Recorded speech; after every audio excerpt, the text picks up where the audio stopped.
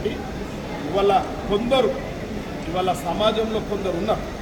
నేను మొన్న పేషెంట్ను నేనే పరామర్శించాను, స్వయంగా నేను పరామర్శించిన. ఆ పేషెంట్ కండిషన్ నాకు తెలుసు, అయినా ఎందుకు పెట్టుకున్నావు డాక్టర్ సాబ్ అని ఒకసారి వచ్చిండ్రు పెట్టాము అది సరే.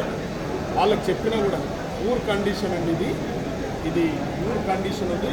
ఏదన్నా మళ్ళా హాస్పిటల్ మీద కూడా ఫాల్స్ ఎలిగేషన్స్ కానీ డాక్టర్ల మీద ఫాల్స్ ఎలిగేషన్ చేశారని కూడా నేను కొన్ని డబ్బులు కూడా ఇచ్చిపోయాను. డాక్టర్ సాబ్ కూడా చెప్పిన, ఇదంతా హ్యూమానిటీ కౌన్సిల్ అక్కడ చూడు డాక్టర్ సాబ్ అంటే మానవత్వం కొద్దిగానన్నా సమాజంలో మంచి వాళ్ళకు ఒక కాన్సెప్ట్ ఉంది.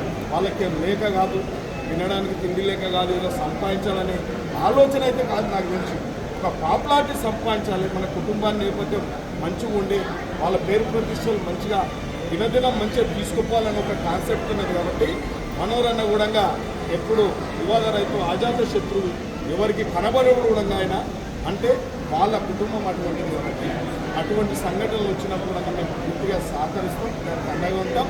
ఇటువంటిది ఇంకా కూడా మెరుగైన వైద్యం మాత్రం నా యొక్క ఒక శాసనసభ్యునిగా నా విజ్ఞప్తి. డాక్టర్ సాబ్ మనోరన్న కూడా చెప్తా ఉన్నాం, ఎప్పుడన్నా పేదోళ్ళు వచ్చేస్తే హ్యూమానిటీ గ్రౌండ్స్లో వాడు ఆందోళన వానికి ఏదో అయ్యిందని చెప్పి ఆందోళనతో మన హాస్పిటల్కి వస్తారు. కాబట్టి పూర్తి ధైర్యం ఇచ్చి పూర్తిగా వాడిని రిసీవ్ చేసుకొని మంచిగా మేము ఉన్నాం రా డాక్టర్లు, మా దగ్గర అన్ని ఎక్విప్మెంట్స్ ఉన్నాయి, అన్నీ ఉన్నాయి, సరియైన మెడిసిన్ మీకు ఇస్తాము, మంచి డాక్టర్ల టీం ఉంది మా దగ్గర, నీకు తప్పకుండా నీ ఆరోగ్యం రికవర్ అయ్యే విధంగా మీకున్నామని చెప్పి కూడా ఒకసారి పేషెంట్ డబ్బులుండి లేకపోయినా కూడా మీరు అడ్మిషన్ చేసుకొని తప్పకుండా సమాజంలో మేమందరం ఉన్నాం.